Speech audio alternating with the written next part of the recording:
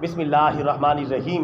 प्यारे प्यारे मुसलमान भाइयों, इससे पहले बाकायदगी से नमाज पंजगाना का एहतमाम कर लो, और इससे पहले एहतमाम के साथ और बाकायदगी के साथ नमाज पंजगाना पढ़ लो कि अचानक तुम्हारी नमाज जनाजा पढ़ दी जाए। नमाज पंजगाना के ऊपर कोई कंप्रोमाइज़ नहीं हो सकता।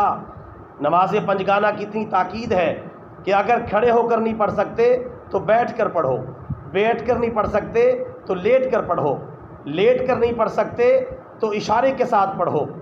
लिहाजा नमाज पंजगाना को छोड़ने का ख्याल भी अपने दिल से निकाल दें। कुरान और सुन्नत में इसकी बहुत ज़्यादा ताकीद की गई है। क़यामत के दिन नमाज के बारे में सबसे पहला सवाल होगा। जो इस बारे में कामयाब हो जाएगा वो बाकी चीज़ों में भी कामयाब हो जाएगा, और जो नमाज के मामले में नाकाम हो जाएगा उसके बाकी मामलात भी ख़तरे में पड़ जाएंगे। लिहाजा नमाज पंजगाना का एहतमाम करें, क्योंकि जानबूझ के नमाज को छोड़ना ये कुफ्र है। और प्यारे नबी सल्लल्लाहु अलैहि वसल्लम ने फरमाया, काफिर और मुसलमान के दरमियान फ़र्क सिर्फ नमाज का है।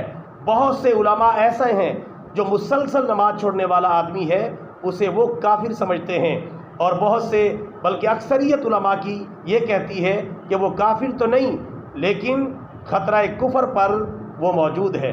लिहाजा नमाज पंजगाना का एहतमाम करें इससे पहले कि आपकी नमाज जनाजा पढ़ दी जाए।